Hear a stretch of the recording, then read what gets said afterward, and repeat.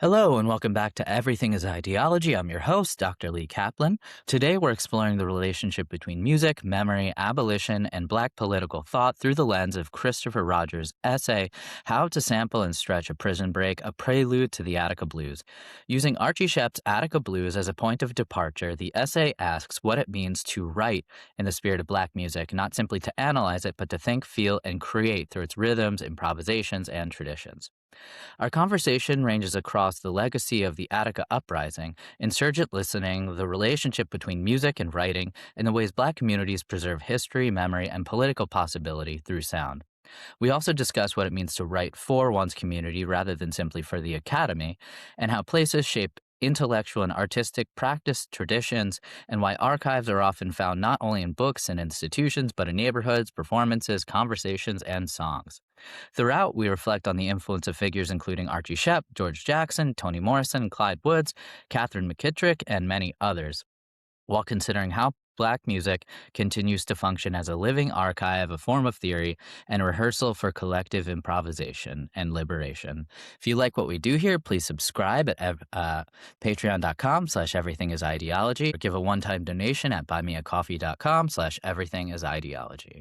Hello, and welcome back to Everything is Ideology. I'm your host, Lee Kaplan, and today we're joined by Christopher Rogers, who's a visiting assistant professor in the writing program, educator, and culture worker from Chester, Pennsylvania. He defines his work through a long-standing commitment to justice-oriented arts, culture, and community organizing, drawing on more than a decade of experience supporting cultural and grassroots initiatives through the greater Philadelphia area. In addition to his faculty appointment, Roger co-coordinates the Friends of the Tanner House, where he helps cultivate a revitalized Henry Oswana Tanner House at the intersection of Black heritage preservation and community and cultural organizing. He also serves as a facilitator with the W.B. Du Bois Movement School for Abolition and Reconstruction, supporting emerging movement leaders working alongside communities most impacted by poverty, policing, and mass incarceration. So thank you so much for being here. And also, like, working for my time and stuff like this. Who knows what's going to happen with traffic and commuting and this whole adjunct business as well. So thank you so much. And your piece, rather than sort of me blathering on an introduction, why not have you introduce it? So the piece was Yeah. called How to Sample and Stretch a Prison Break, a Prelude to the Attica Blues.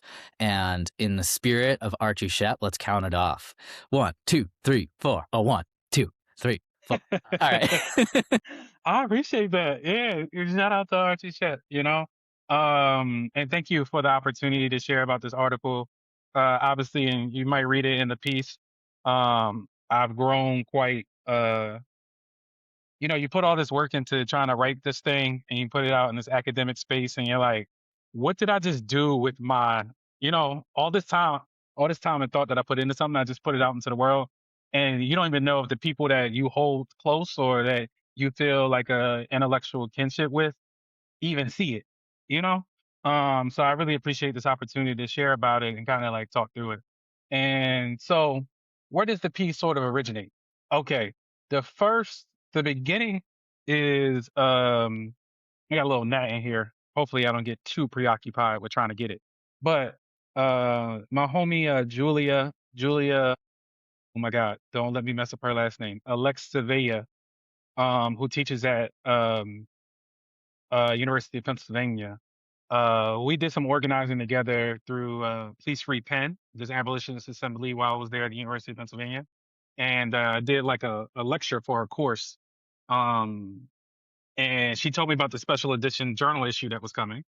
And I, at that time, was like, I'm trying to get out of academic publishing because of like the community in which I want to speak to is not there.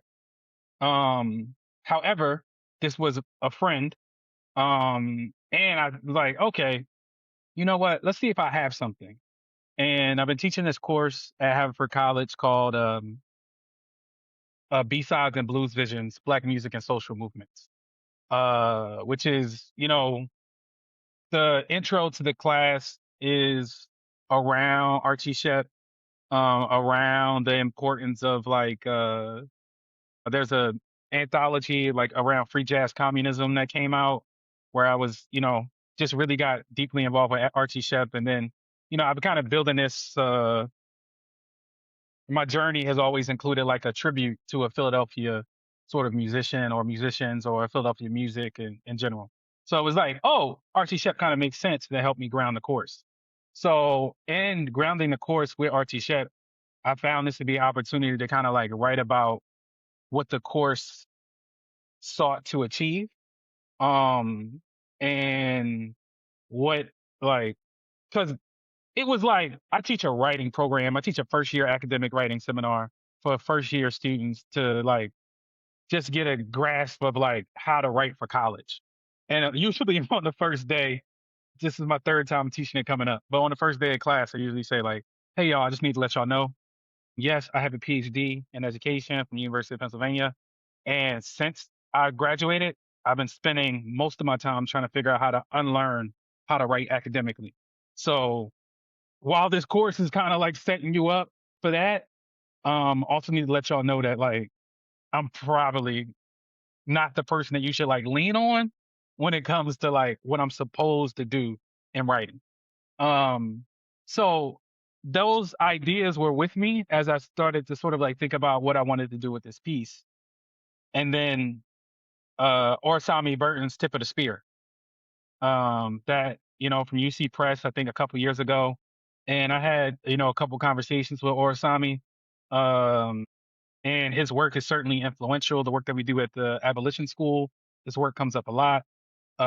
So this idea of like looking at his deep dive into the archives of the Attica uprising, or the long Attica uprising, as he calls it, tied with Archie Shepp as a black musician based out of Philadelphia. Um, and then there was that documentary that Archie Shepp put together. The title's escaping me right now, but the idea of like, you know, 40 years later or something like that, he's bringing back together the Attica big blues band and doing a performance of it. So it became like also this sort of theater idea of like, what does it mean to rehearse or to recover the feeling of what it meant to do an album in tribute of a prison uprising, right? And particularly as an abolitionist, many of us are trying to recover the spirit of like what it means to like take the responsibility for transforming ourselves and our worlds right back into our sort of like hands. So if this is what the men of Attica did, and this is what in many ways, you know, Archie Shepp, Cal Massey, and a number of other folks are trying to recover in the spirit of the album, how can I get back to that? So that's like a very long-winded way of like the ideas that I think are there. And then obviously I wanted to have some fun in how I wanted to write it. And we could talk about that too. Yeah, for sure. There's a lot of different things that I kind of want to ask about this, but yeah, I thought the documentary. I looked it up. It's called "The Sound Before the Fury," I believe. Is that Yes. correct? Okay, great. And the yeah, before the Fury, it gets into like the Shakespearean, like using Shakespeare to discuss different Black liberation kind of movements and whatnot. Like Ami Césaire doing that sort of thing with Othello as well. So you have this kind of tradition of taking stuff from like the European kind of context and then remolding it and refashioning it, right? And like, Amilcar Cabral does this sort of thing a lot. Interestingly, I'm reading the what is it? I'm reading a book basically on Amilcar Cabral. I forget what the name of it right now, but it's just the main one written by his friend. And essentially it starts with a Hegel quote. And I thought that was really interesting that it just starts with essentially a European philosopher, then refashioning it for the particular context in which Amilcar Cabral and his comrades are sort of like living within and acting within. Um, I guess before we get into sort of like the piece, I guess to kind of like lay out some of the stuff you have going on, some of the things, the concepts you draw on are basically like insurgent listening. You Mhm. have a lot of that material. So I was wondering if you could tell us about that. And also what Archie Shepp's piece kind of captures. Like basically, there's like, as you say, there's this infrastructure of feeling that Archie Shepp and other sort of Black liberation music tries to capture or get at or actually inspire rather than capture in some way. They're trying to like uncapture themselves in many ways. So I guess I'm thinking about if you could talk about the insurgent listening and that practice, and also the ways in which you use insurgent listening in your piece to also do literary criticism. Yeah, yeah, I appreciate that. So, insurgent listening, that concept, really comes through the work of Shauna Redman. And Shauna Redman is someone that I follow, essentially all of her work. And it's fun also because I got to meet her in a particular way as well. So, I mean, my folks might know this, but for the audience, I used to be the program director of the Paul Robeson House and Museum. This is the house in which Paul Robeson spent the last 10 years of his life, right here in West Philadelphia, 50th on Walnut Street, 4951 Walnut Street. The website, paulrobesonhouse.org. I encourage people to check it out. Go visit it if you're ever in town. Um, and she was, she writes a lot about Paul Robeson.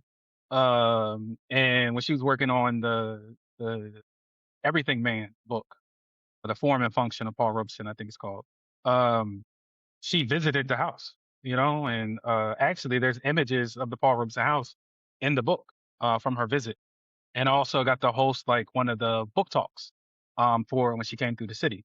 And so I have a deep sort of like love and familiarity with Shauna Redman's work, and particularly that essay around insurgent listening, where she's looking at this relationship between James Baldwin and Lorraine Hansberry, and thinking of the importance of not just, we can often look at the outcome, the sort of like work on the printed page, the published outcome project, the thing that's on the stage at theater.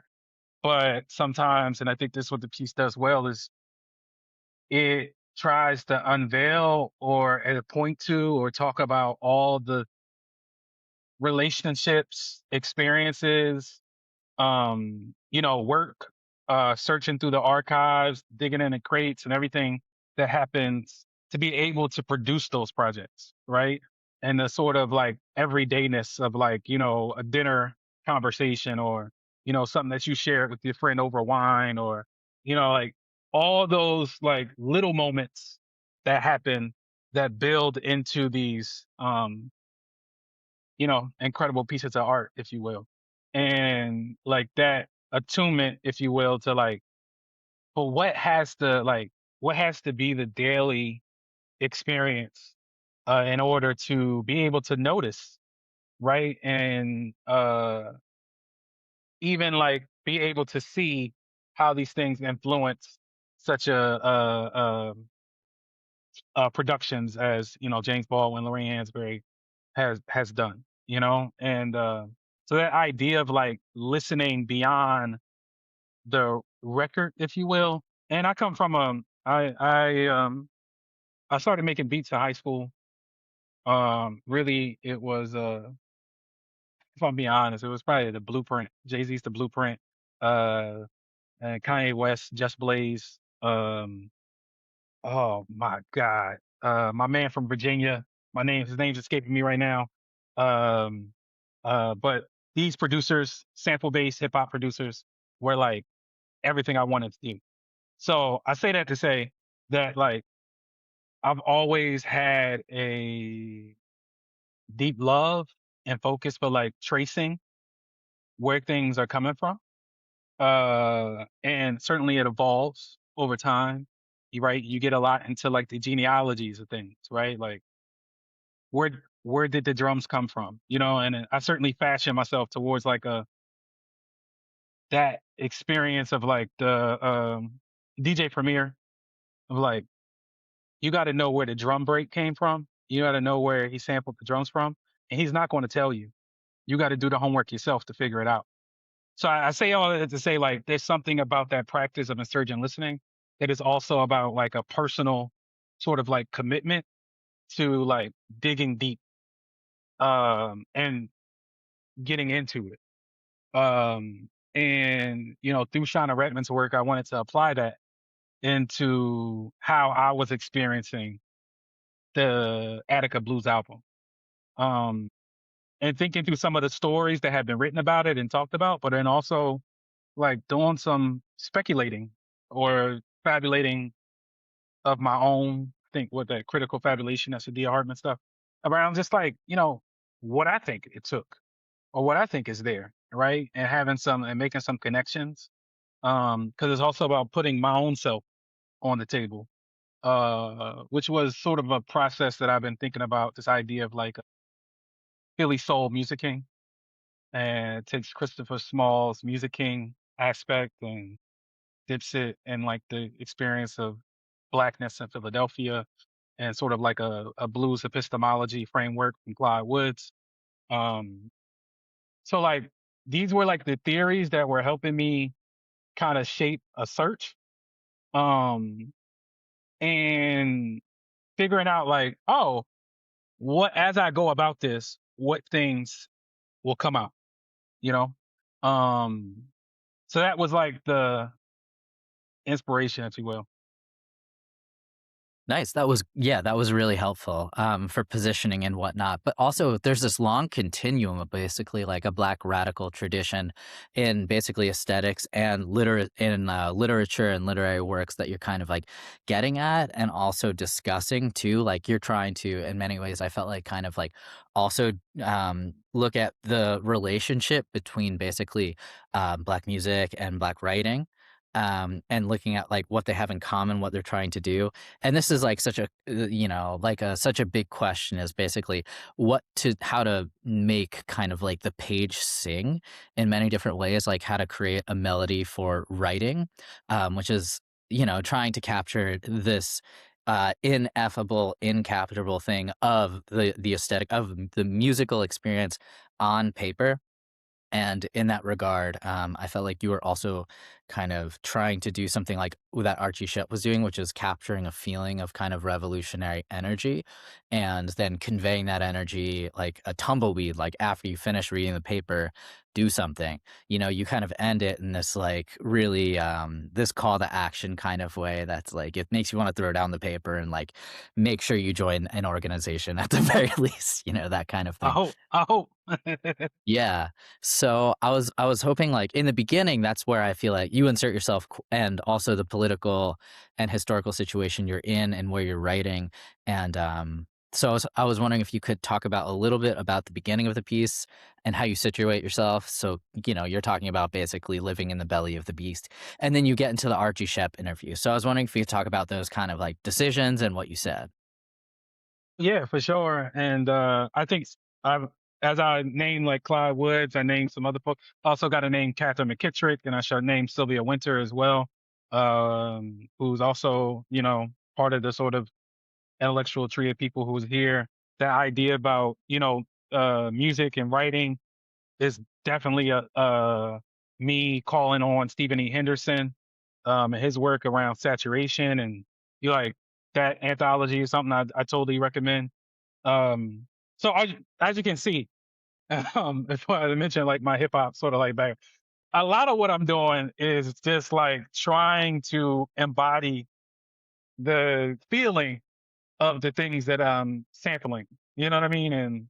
And think about like the things that I really enjoy and that really landed with me and opened me up as a writer or a scholar, a thinker, activist, organizer, cultural worker, and trying to bring that back to the page.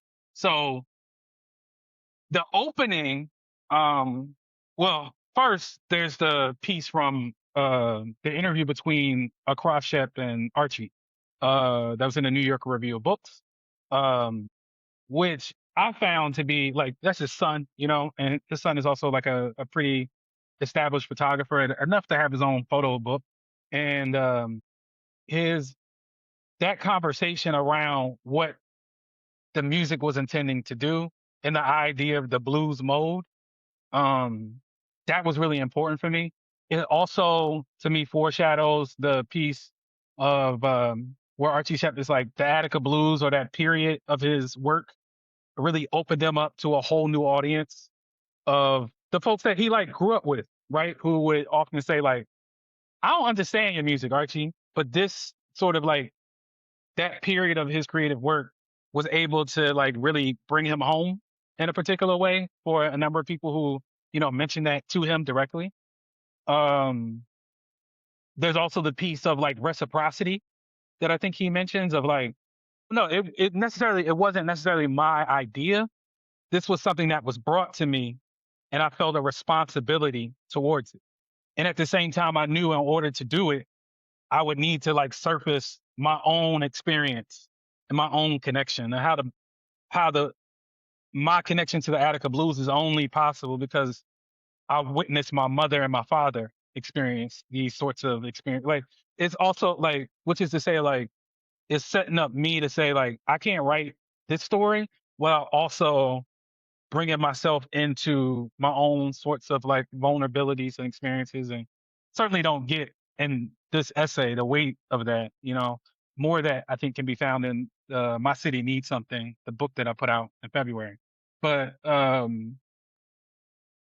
I set that up, right, and then right after that is George Jackson, and George Jackson's letter to Angela Davis like that first line is just is bitten from that.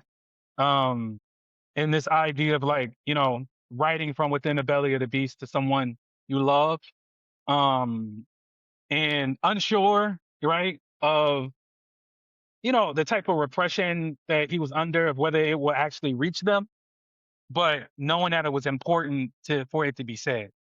Um, which is also a kind of a double dare for me on some regards around academic publishing. Like when you get into the edits and you got these reviewers and all this other bullshit, and it's like, you know, is my digs around the U.S. complicity and the genocide in Palestine, the continued bombardment of Lebanon or like Iran, the sort of ongoing assault on Venezuela, the like these sorts of like imperial, you know, forces, are they going to be allowed, to make it? So I think like part of it was me pushing myself to kind of story um a way of like saying that if we're going to try to speak the truth here, we need to let it all be said, and calling on George Jackson in that way. And I know activist friends of mine, organizer friends of mine, who would say, you know, oftentimes we choose to the more academic centered abolitionists voices of now, who are certainly dear friends of mine, like or people that I hold dear, like Ruthie and Joy James, and um, the certainly the work that Robin Kelly, like, but also like there's a need to call back on to like this, as Orasami Burton does incredibly well, of like this sort of prison radicalism that really brought the idea of abolition to the fore. So I think like uplifting the name of and the work and the story and the feeling of George Jackson was important for me. And obviously, Attica Blues, a homage to a blues for George Jackson is right in now. So like, how do we bring that alive for folks? So I went to Soledad Brother and pulled that one out, and then so that's kind of setting the scene. And then it was important for me as I was doing this break, or I'm trying to break away from academic stuff, um, that I told the story of what I felt My City Needs Something, the book that I put out, was able to achieve, that I don't think anything in academic publishing could do, because of the nature of the institution and the sets of relationships that go along with that. And so I was really excited to also share like what in some ways what I think Archie's doing with the Attica Blues album, and how it like was able to carry him to a new appreciation of folks, was also me trying to say like there's something here that I'm trying to draw on, and My City Needs Something, and say like it's incredibly more important for me that a teacher at West Philadelphia High School sees a poster that I made to go to a research conference and is like, no, I want to put that up in my high school because the kids need to see this. Like, that's like, that's not a award. Like, that's not an early career award. That's not accomplishment for an article or whatever. But in terms of what the brass tacks of the people that I'm like closest with, that is something that cannot be duplicated, and that's something that is like a authentic and real gesture of appreciation and love that I feel like I'm trying to get at. And it comes from something that photographer from around here, Kim McFarland, says is like, the goal, and he's an incredible photographer. And he says, like, my goal isn't to be up on the museum wall. My goal is to be a part of somebody's grandmother's altar to their children. You know, like what we're trying to create is this very like home center experience that is like committed to people and committed to place, um, in a way that you really have to cultivate, that you have to build. You have to be a part of building. And when I think about the work of organizing and the cultural work that I do, it's like that's what we're trying to do. And the music that I love is also attempting to do that. Like the rappers that I love are Philadelphia's greatest, you know, writers to me, but also can't get a show booked outside of Philadelphia at the same time. And at the same time, they're beloved here, you know, for now and forever. But it's something about that sort of home baseness that I'm trying to get at. No, that's great, and that certainly comes up in the sort of autobiographical sketches you put out, like, very much in sort of, like, almost, you draw on, like, McKittrick, and you create sort of like a map of the city when you're going through things as well, like who you're talking to and where your book launch projects are, and the role that your book played within the community. So I think a lot of like Black studies stuff originally, I don't know what. There's all of these questions about what it's doing now and then funding stuff and all these things, but it was sort of meant to bridge the community and the academic and institution in a way that there was like, there was actually community engagement. So I mean, the university is a colonial imposition in like a million different ways, and the most obvious being like taking and displacing and creating basically refugees of different communities. Um, so, as an almost sort of like white guiltish thank you, whatever might be, they started like kind of trying to include different community programs in it. Right, this is like you have the Ford Foundation stuff and all of these various things. And Archie Shepp is trying to also think about like the ways in which he could express particular things that are inexpressible, like this scream, this cry, in sort of a Fred Moten kind of sense, and also not alienate where people are at the same time. So now you have questions of consciousness, of sort of vanguardism, and so in the same way that your book was trying to do something like you took the tools that you learned in the academy to then kind of bring to a community for various reasons, right?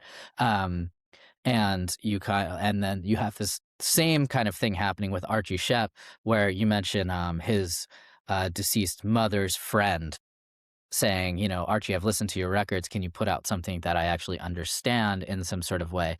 So he's kind of, figuring out how to square the circle in some way, where he's kind of like bringing in all of this new aesthetic experimentation, but also not alienating listeners and the people he's trying to reach. And it's interesting because like you also like your piece is really funny in many different ways. Like you have like, well, it went through a few different rounds of revision, but hopefully there's something still left of like a soul. Like hopefully there's still something Yeah, left. And I also thought, I don't see too much scholarship that actually has like that has a soul. very much so a soul, and also anything from political prison writers specifically as well. Yeah. So I mean there's a lot of different ways to go about this sort of thing, but would you mind kind of like talking about the ways in which this piece was kind of received by the community, specifically your book? Because a lot of this, like the first 5 pages are essentially like a reflection on what your book did and is trying to do and people's reaction to it. So I was wondering if you can kind of talk about those opening sort of 5 pages. Yeah, yeah, and it should be noted that the book project is called My City Needs Something. It's through Common Notions, and it's available. The book starts. The book project itself starts at the time that I'm writing my dissertation at University of Pennsylvania. It was the same the week I was supposed to start writing was the week in which PNB Rock, one of our incredible emerging rap sing artists out of Philadelphia, was murdered at Roscoe's Chicken and Waffles in LA. Um, and in many ways, it was like me on my quote unquote writing retreat. And I'm supposed to be writing my little dissertation project to graduate. And at the same time, where my heart and community is like grieving PNB Rock. And so I took a night of my retreat for my dissertation to just write. So I felt like I needed to write out something to just give myself enough space to kind of get back to the dissertation project. So then what that evolves into later would be My City Needs Something book. Um, and I say that to say of like those sort of like two trains, if you will, two trains running, which is August Wilson. Shout out to August Wilson. But I got the thing that I need to do to move through the institution, but there's also, and I still hold that sense of responsibility to enter into community conversation. And I think that goes back to what we were talking about. Like I often I might say, you know, that I know people who can get um tenure for their body of work, um, but can't go to the barbershop and win an argument at all. And I'm someone who is like, nah, I like at the end of the day, it matters that I can be at the barbershop. You know what I'm saying?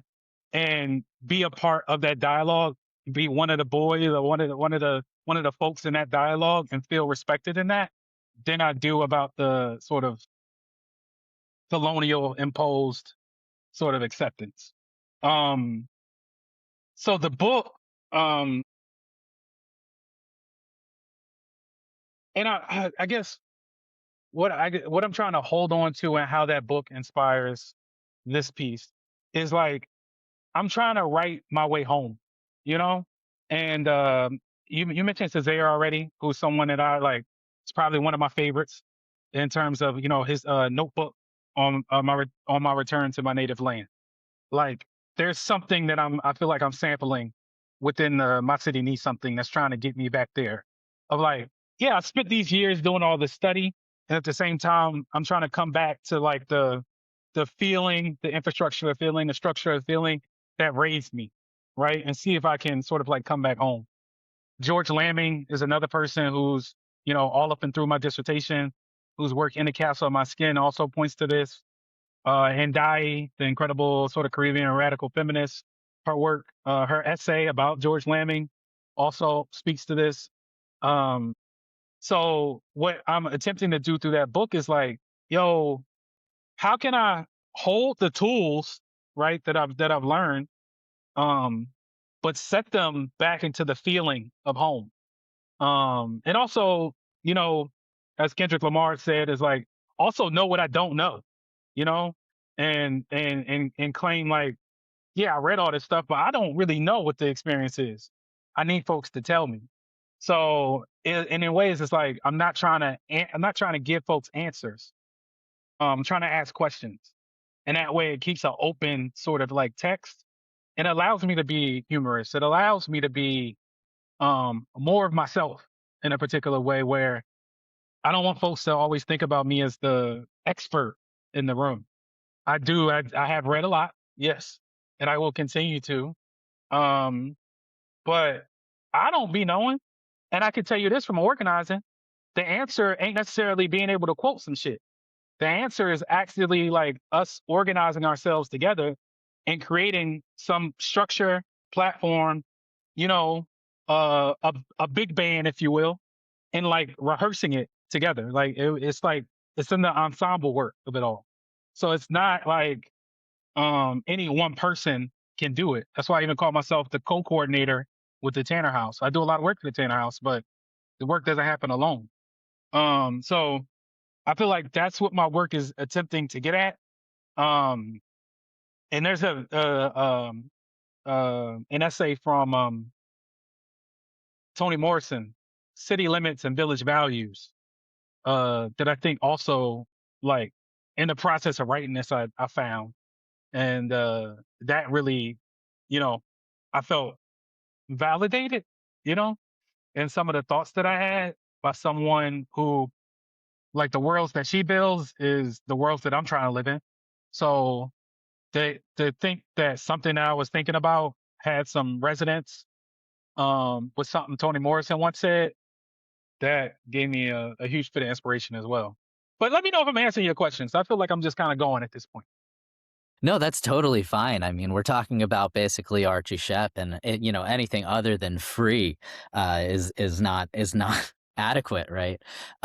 So I mean, a lot of your stuff, like a lot of the answer, made me think of like several different things, like learning from one particular place to bring to another place, right? Like even as early as basically Souls of Black Folk, there's like one of the chapters in there where like the teacher goes to college and comes back and kind of brings these ideas, but then is very sort of also whitewashed and Eurocentric in his thinking. And then like the forms of education he brings back ultimately alienates him and alienates others from the idea of sort of schooling itself, right?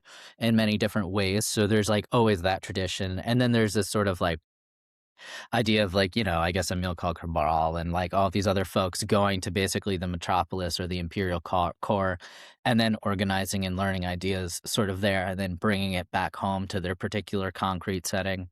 Like this happens, all throughout the decolonial kind of period and moment. I just also, I was thinking like when you were mentioning like it's not enough to kind of quote somebody, right? If it was just like we could quote someone and then a revolution would happen, we would have lived in like a utopia, what, 300 years ago? Like, Right. if Right. if only, right? But yeah, your use of village I found like particularly warm, and it to me made me think of like a nice set of kind of kinship relations. So I was wondering if you could talk about like your use of the word village and kind of like what you're getting at in this, because yeah, it doesn't come up too often, like this term, but I definitely see it as like a very productive term in terms of like reintegrating social values and like deprivatizing social life. That's it. Look, you already own it. You know what I mean? I think so the Toni Morrison essay, City Limits, Village Values. It's gonna be a bad paraphrase. I really hope people like, get into it, read it. Obviously there's more there than I can grasp on my sort of quick reading of it. Um, is what she's saying is like the black writers who are writing about the city are always sort of like motioning, and she's doing this like review, if you will, always motioning towards something else, right? That there's the city is in some way doomed for black life without the presence of the ancestor. And the ancestor is what turns the city into a village, you know? So that like that newer essay and it was something that like really like just blew my mind in my ways, but it also goes back to my dissertation work and George Lamming. And George Lamming writes about In the Castle of My Skin as this exploration of the village. And he capitalizes the V in village. And I have something in here from it, and I'll just go ahead and read it. And this is from his introduction, which wasn't, this was the introduction that he wrote 20 years after its publishing. So in many ways, he's like writing about this as like, this is what this book served for me. It wasn't exactly how it was opened up when it was first published in 1953. But he says, the village serves as place and symbol of a way of life. When we see the village as a collective character, we perceive another dimension to the individual wretchedness of daily living. It is a dimension of energy, force, and a quickening capacity for survival. The village sings, the village dances, and since the word is their only rescue, all the resources of a vital oral folk tradition are summoned to bear witness to the essential humanity, which rebukes the wretchedness of their predicament. That's the words of George Lamming, you know? So like there's so much there. But as you kind of spoke earlier about like the music the poetry and the literature, like Gail Jones is someone who I'm getting deep in now, who says like, my first stories were not, I did not read them, I heard them, and I think that means something for Black poetry, for Black writing. Arthur Jafa talks a lot about like we got to figure out what the music is doing. Toni Morrison quote that's in the piece, that's in my edited, uncensored version of the piece. Um, Also does that too, right? Of like we've been trying to figure out what is the power within the music, and I think it's getting to like that sort of oral folk tradition. And I think there's something to be said. And I think there's a line in there about like our um the continuation of our sort of like Africana ways of knowing and being survives through the music, survives through the melodies, right? And in our memory, right? It awakens something for us, right? And go back to Toni Morrison, like memory and imagination are inextricably bound. So like how do we, sit with the music, and sit with all the things that the music brings up. And it might even go back to something that George Jackson said, right? Around in Soledad, brother, yes, this one thing he's saying like we need to get back to our sort of primitive African selves. And he says African with the K in it, African selves, right? And I think what he's mentioned is like there's a experience that can connect us throughout the diaspora that I believe, right, or would say is like found in our music, right? And we see it, that's why I mentioned Mays and Frankie Beverly. You know, there's when Before I Let Go comes on, I think, it's just something that catches us all and organizes us, right, spontaneously into a collective formation of celebration, but also movement.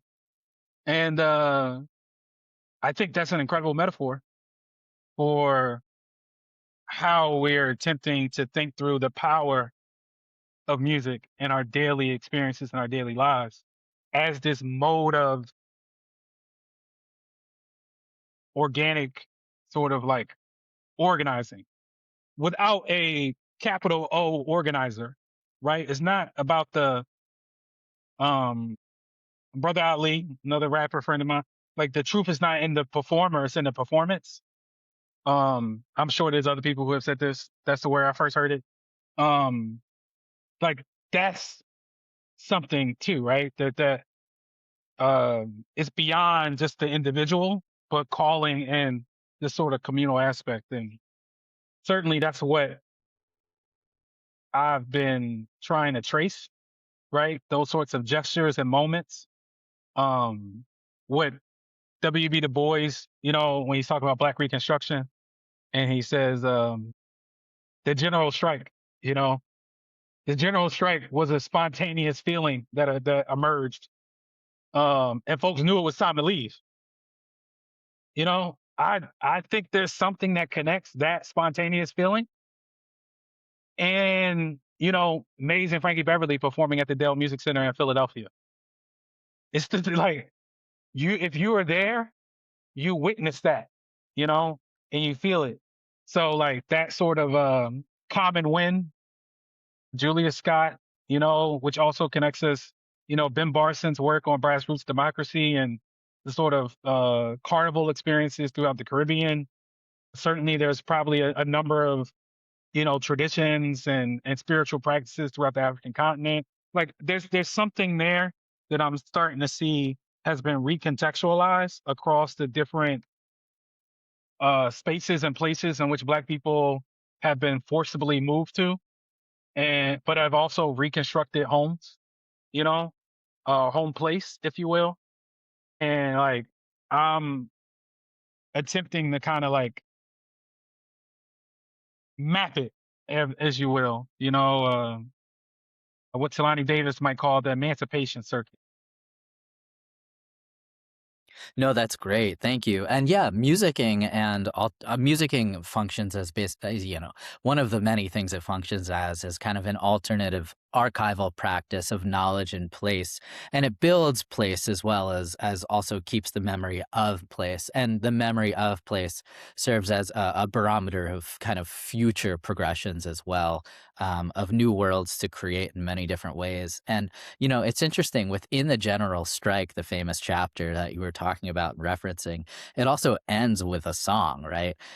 So there's sound very much within the writing traditions we're speaking of, and it ends with John Brown's body, um, and also other sort of hymns are also woven within it. So there's like this poetic poesis sort of aspect a lot of the writing, and it's like these words are trying to capture something that can only be captured in kind of the experience of it. So the experience of it is so hard to sort of get on paper in some way. Like the materiality of paper can only do so much. Words can only convey so much meaning. Like the meaning is excess of words. Like words can't capture everything that meaning has to say. We can never be inside of one another's heads. That's the closest we could get is sort of collectivity, solidarity, empathy, et cetera, et cetera. So it seems like a lot of this stuff is trying to like point at a sort of shared condition in very many ways across kind of diasporic contexts, and it manifests in so many different ways. It's like the common wind kind of thing that we have going on, right? um so another kind of idea that you use, one thing I really enjoy is like when people use the music to theorize stuff. So when the music becomes a form of philosophy in many ways, so like this is something that like academia has a hard time doing. Like academia looks at only qualifies certain things as knowledge production, and that discounts a lot of things. That might be changing in some regards, but like you use kind of musicians and artists as philosophers in many ways, right? So, whether it's kind of drawing on a lyric or kind of like unpacking a concept or idea that's used in different ways. So you talk about the underground, and I was wondering, and you use basically Curtis Mayfield's understanding, the great Curtis Mayfield's understanding of the underground. So I was wondering if you could talk about basically these different ideas of the underground, and also using music as a way to theorize rather than pushing theory on music. Look, I'm totally with you. Like, I think I'm hesitating because I'm like, I didn't want to explain it because I don't want people. I read about this in My City Needs Something.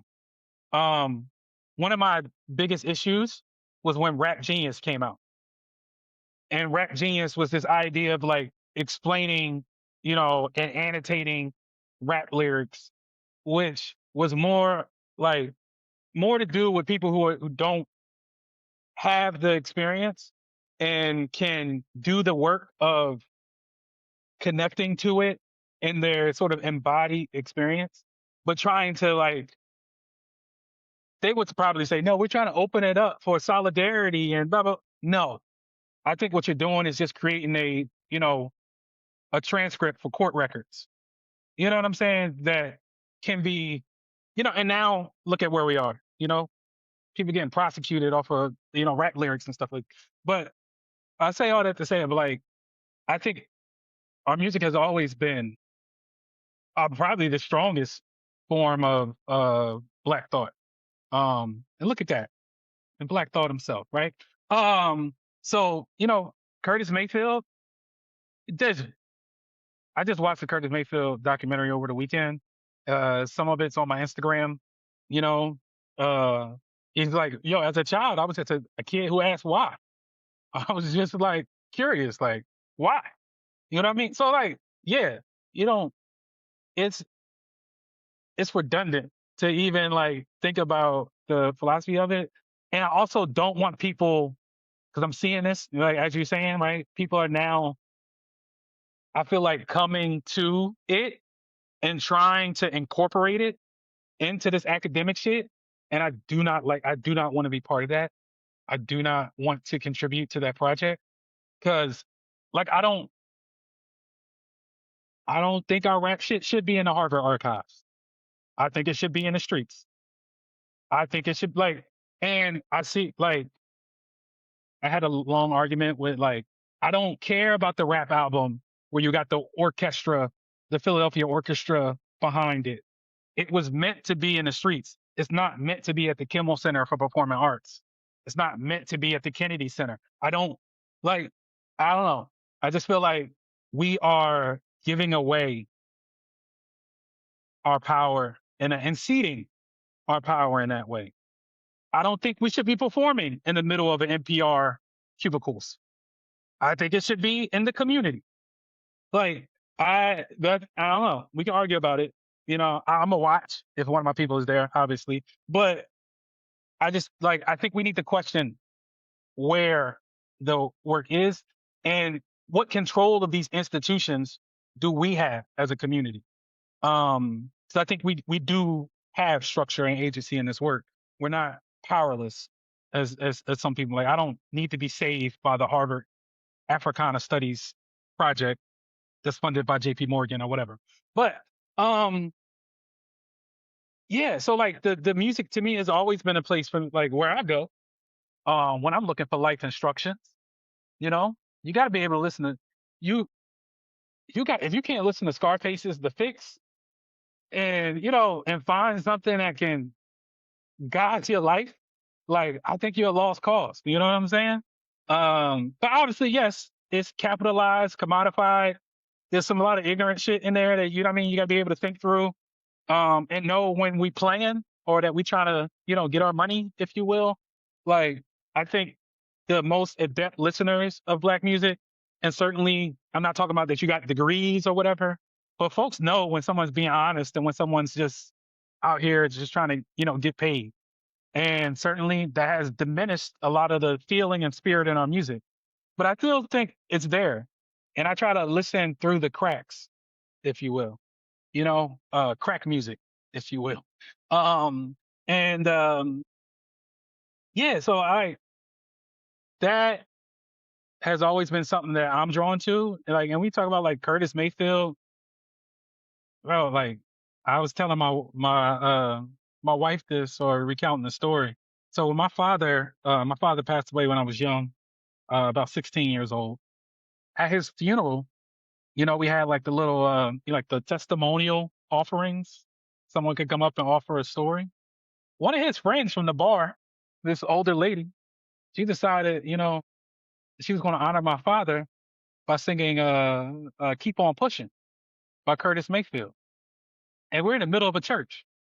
And at the time, I was like, we all kind of smiled, me, my brothers and sisters, about that, just like, we didn't expect it was a time for song. However, this is what she wanted to offer. And I think about that now, and it's like one of the most like critical experiences that probably connects me to my father, and it's made possible by Curtis Mayfield.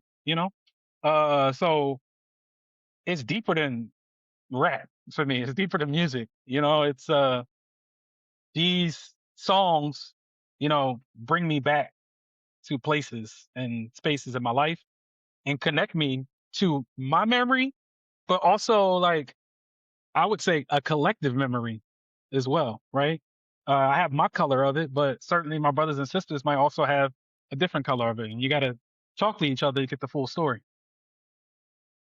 Yeah, no, that's great. And also, I mean, it makes me think of like the importance of just alternative kind of burial practices and whatnot within basically different diasporic kind of communities, right? You have like Haitian sort of burial rituals, you have all of these things. And it usually kind of confuses my students when I show them actually like, I'll show them different sort of burial rituals and whatnot. I'll bring up sort of like second lining stuff within like, and Hmm. Louis Armstrong famously recorded something like explaining it, and in a way it's sort of like it's interesting because he sort of like is an educator on this record. He's talking about he's always an educator and an entertainer as well, but he's in this record he's talking about how when you go to the funeral, you're walking and it's sad, but on the way back you're celebrating life.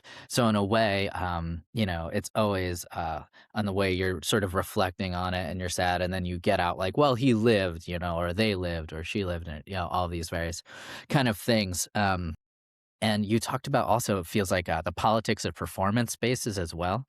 So, like, when and how and where you perform is kind of a big deal. I remember, like, I was listening to something with T-Pain a while ago on, like, his podcast, and he was talking about, how he performs different songs, and he'll talk differently depending on the audience. So, like, he'll have someone scope out how many white folks are there, and he'll change a set list, like, based on that kind of thing. And that's, part of the politics of kind of performance that also obviously Louis Armstrong navigated as well. And it's interesting, man, because like Tom Wetmore recently wrote, he's this Columbia guy. And I've been in dialogue with him several times. He wrote something basically on the Lincoln Center, which is, a huge kind of question and debate within jazz studies and musicology. And he wrote basically how this performing arts center was built with specific sound logics in mind that map onto European listening practices. So like the space itself cordons off the music from the social, insofar as like it creates dead rooms and dead spaces. And when you get into and you have to walk into the room, you have to walk through a certain amount of steps and stairs, and those steps and stairs work to isolate the community from the music, let alone how much it costs and who's going there and who's performing and whatnot. Like it's only very recently that you'll see something like an Ornette Coleman or Archie Shepp's music kind of being played there as well, because it also the performance spaces and hegemonic places define what the genre is for a lot of mainstream kind of artists and whatnot, right? So for a lot of people, they'll listen to Archie Shepp and be like, this isn't not, let alone jazz, it's not even music. But these are actually kind of racial conversations, right? Who has music is also who is human in many ways. So these are kind of also conversations that give away one's kind of like ideological positioning vis-a-vis sort of like racial structures and whatnot. Yeah, Um, it's just like, and to go on that, like, I'm one of those people who would be like, nah, this noise. don't we don't want to like I don't want to fight to be included in your definition of music. I would, and I guess that's Trio and the Silence in the Production of History, where he's talking about, the Haitian Revolution. And they're like, I want those people who's like, no, no, no, let it be noise. Just leave us alone, you know? Or also the work of, like you talk about that sort of like the spaces part. Henry Dumas's Let the Circle Be Unbroken, right? And this idea of like, don't go in there, you will die, you know? And folks, you know, like I come from that sort of or aspire to that sort of tradition of just like not and I can in practice, what does it look like? Like I grew up in the DVD era of Philadelphia, rap, where it was happening on the street corner.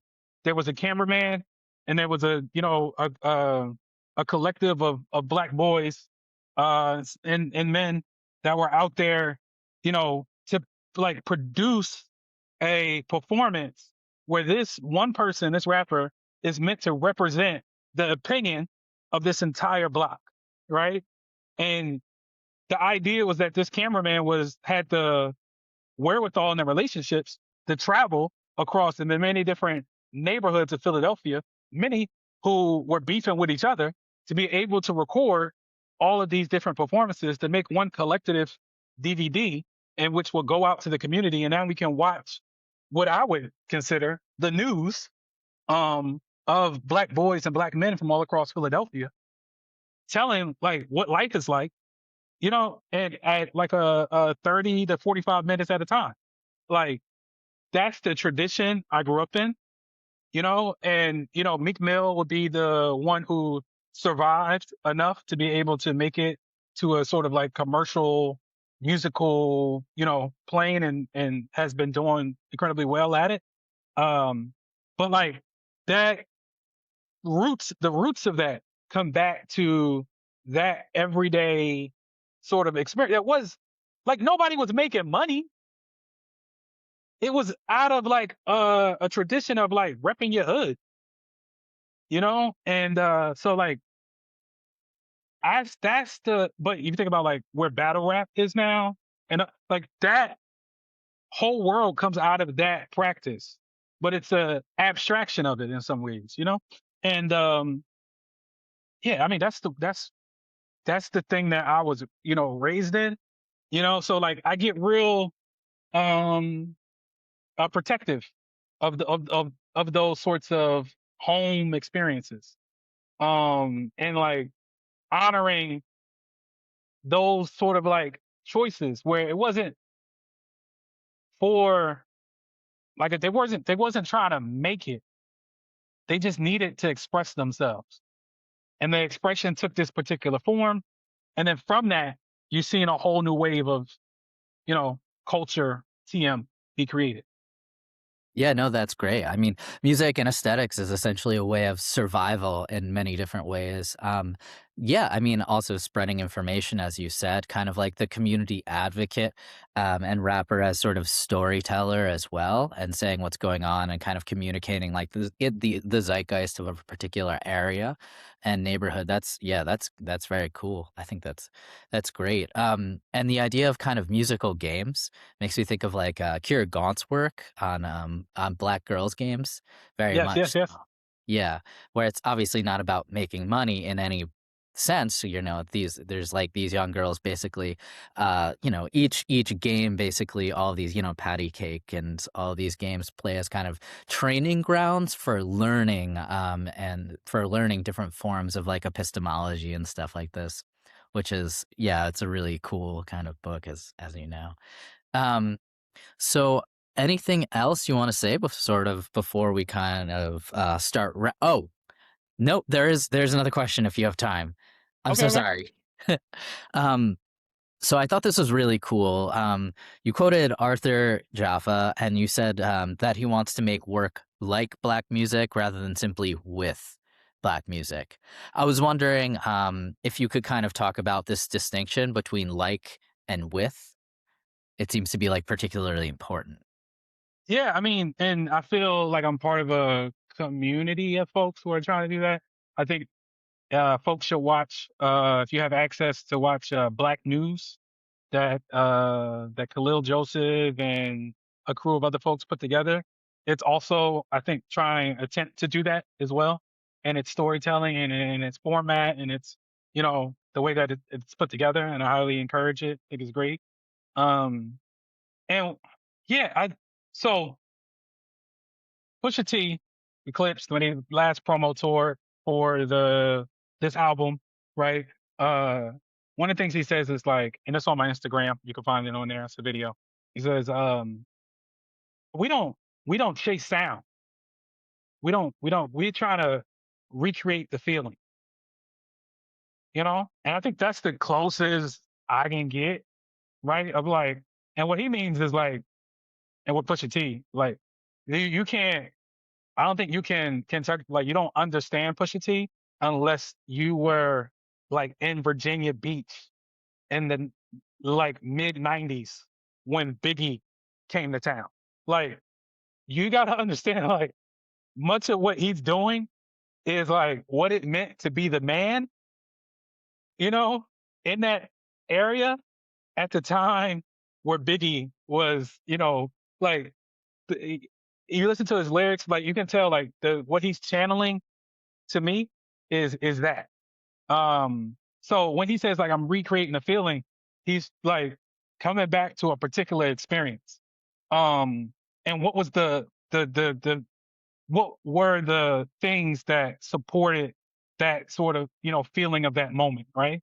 It's the cars, it's the watch, but it's not just any Rolex. It's a particular one. It's a like it was curated. It's a curated kind of thing. So like I think about that in my work of like it's not um it's the story more so than the facts, you know? I'm trying to give you a truthful story more so than the facts of the situation. Um and recognizing that the truth of the story this is something that John Edgar Whiteman talks about. He calls on it from like a Haitian folklore tradition of like it's not the he said it's the most entertaining version of the story that survives. It's not always the most factually accurate one, but it's because the story was told and then somebody else remixed it and then somebody else remixed it and somebody else. And it's just like this accumulation so that all the collective memory of a people can be, in some ways sort of traced throughout this story. So what you're trying to do as the storyteller is, right? And I think about music the same, you know? What happens when you take, Clyde Stubblefield drums from James Brown and you mix those with you know, a sample from um like Motown. Like there's these are histories of place of particularly sort of like knowledge, relationships, like that are all being mixed into one sort of and it like assemblage, if you will, like or one collage of sound, right? And the folks, like me or like they get into like, whoa, what's that? What that, piano sample come from? Like where did it whoa? And then you start to realize like, oh well, who was the person that produced that? What high school did they go to? Who was their teacher? You know? And you start to see these genealogy of community knowledge that it took to even get like, okay, I'll give you one. Um, New York State of Mind, right? Nas, DJ Premier produced it. It is a sample of Paul Chambers. Mind Ring. Paul Chambers graduated from Chester High School and was part of our music, like our high school music program, Chester, Pennsylvania. I love that I can go like in New York and people are like, yeah, that's our song. Da-da-da. I'm like, that is actually a piano based on a man from Chester, Pennsylvania, and you're calling this the New York State of Mind. That means something to me. You know, I like to know and hold and like, but it's also to say that there's something about this experience that Paul Chambers had in Chester that informed the type of music that he creates that can serve as the sort of structure of feeling for folks that grew up in Queensbridge, New York in the mid 90s or the late 80s, early 90s. Like that sort of magic, you know, it's just interesting to me. And I could probably spend a lifetime trying to trace and write about it. Yeah, for sure. I mean, it's really interesting that a lot of genres, genres essentially, it's just a marketing term. It's a way of capture all of these things, right? But also, genre used to kind of include regional distinctions. A lot of times there would be like, West Coast, East Coast, Northwest, and then Midwest also, all of these various distinctions. And I guess for whatever reason, I guess we could speculate as to why, but there's no essentially regional distinctions. That are qualified in the same way. Like, it used to be like, this is music from this place, right? But now it's just like all thought of as jazz or blues or hip hop or something like this. It's Whereas, unfortunate. It's totally unfortunate. yeah. And I'm sure there are a lot of smart folks that have kind of like theorized and thought about kind of why this is and stuff like that. Yeah, like so what I mean, and when I say like smart people who are doing this, I'm listening to a podcast of young high school, like, or maybe just out of high school, Philadelphia, black boys who are um, like the slang, for example, to keep it a bean. That's Philadelphia. We like now it's something that's like traveling the internet and blah blah blah. But like no, like that emerge and what what I loved about it and what this podcast is doing is like these are 19, 20 something, and then they're like, no, no, no. In that neighborhood, in this neighborhood of Philadelphia, they don't talk like that. Which is to say of like how specific it really gets. You know what I'm saying? And that folks are really attentive to that, and that we have this way of monitoring. right? Or noticing like where these sort of creative inventions come from, you know? And certainly in the blues tradition, that was always there, right? There's like the St. Louis blues, the Memphis, like there's that's always sort of like there. And I think about that even now, and I'm like, yo, if you from here, you should sound like you from here, you know? And we can argue about that, as particular as some musicians or who are trying to get away from that. You know what I'm saying? And I always think about that.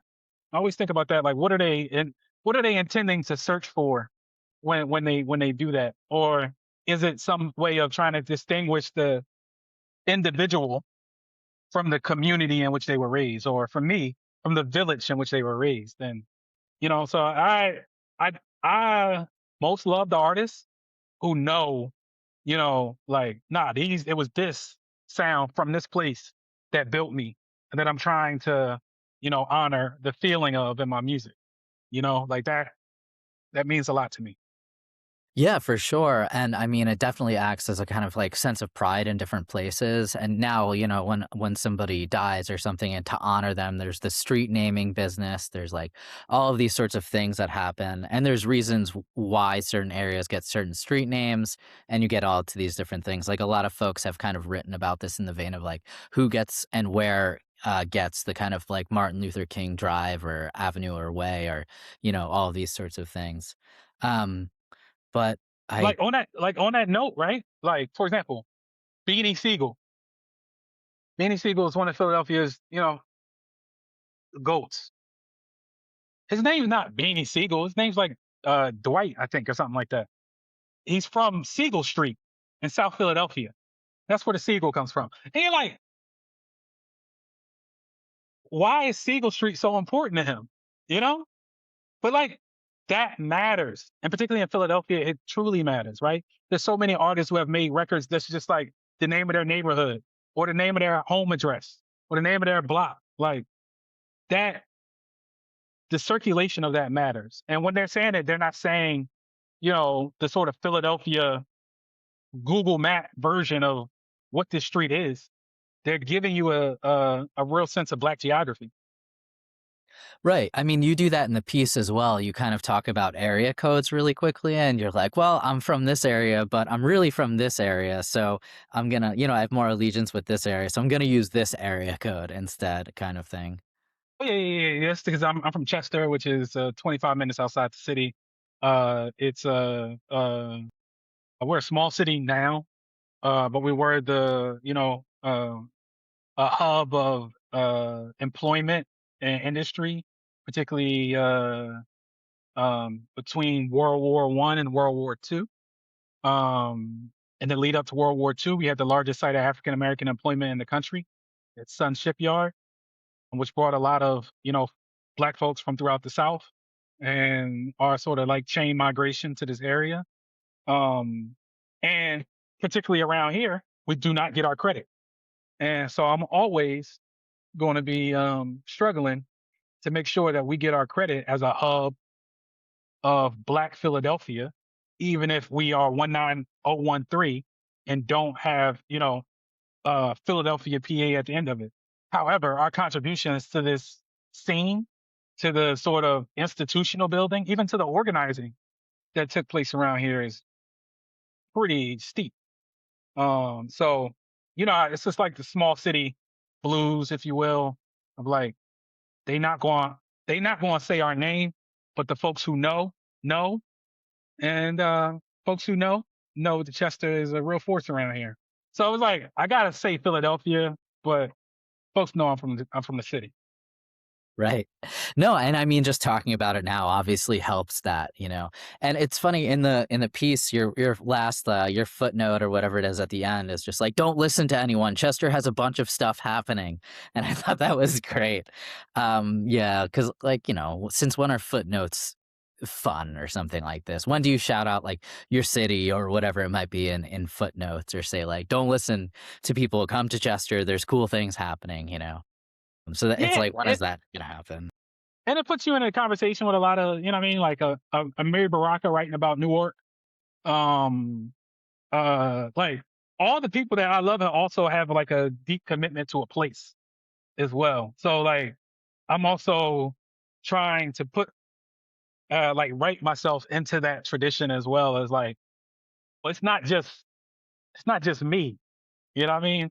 I'm not just trying to write for my individual voice, but I'm writing out of a representation of, you know, what I hope to be a collective purpose. Because that's what we was always doing. You know, that's what the high school cafeteria of it all. Like we're trying to figure out the top five of any, rap.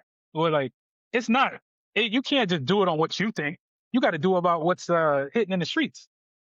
And I don't know. That's the tradition I come from. Nowadays, everybody got headphones. You ain't got to like choose what you listen to. But I come from a tradition of like you had to know what was playing outside and pick from what was playing outside. Yeah, I think about that a lot in terms of what boombox culture was up to and doing versus sort of the individualized and privatized headphone experience.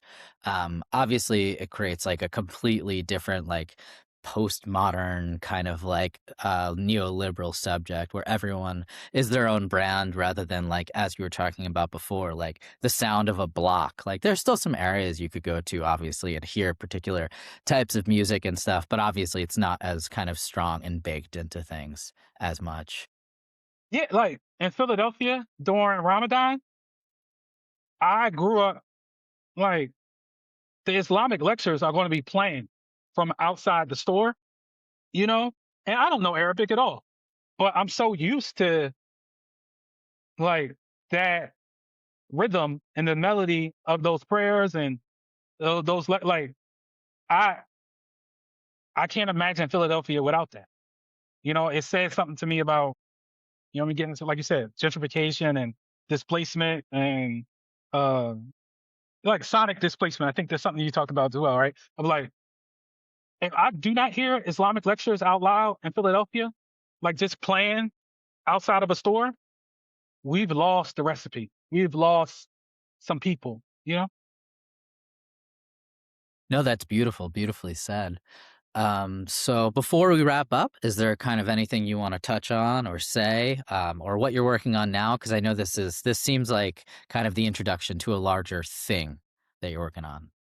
Yeah. So what happened is because the book was doing well, my city needs something. I was like, I could probably turn this into another sort of book length, essay album project where because I kind of just I'm setting the tone here with this, but I haven't really got into tip of the spear at all, essentially in this piece.